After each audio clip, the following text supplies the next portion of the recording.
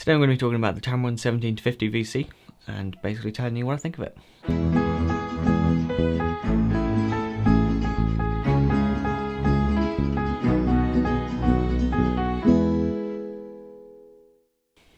Hello, my name is Simon Cade, this is DSLRguide.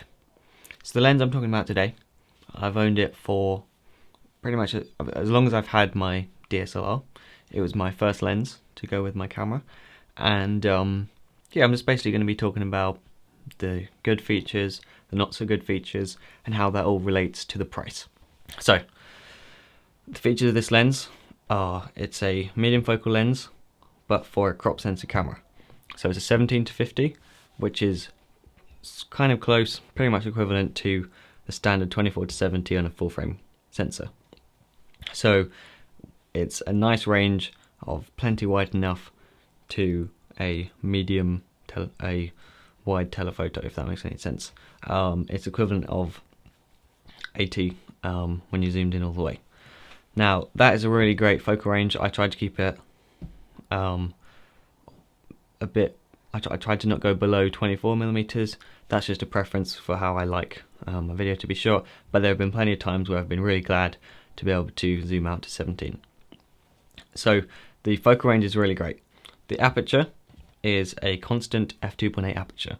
This is something that's really important for video, I think, because it means that you can shoot in lower light, and which then means you can have a lower ISO, resulting in cleaner images.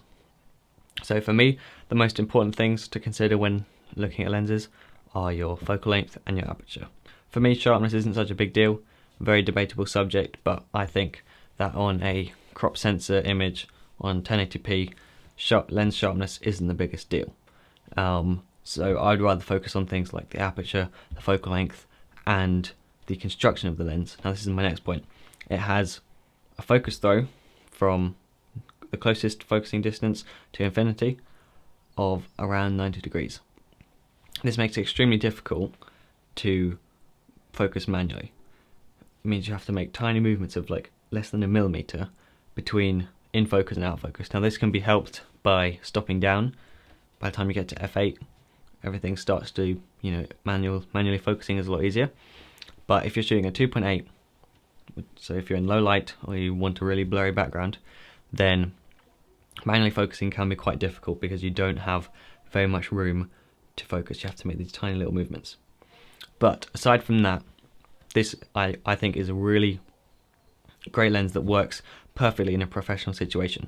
For me, this lens is a really nice gap between the £80 kit lens and £700 17-55 2.8 from Canon.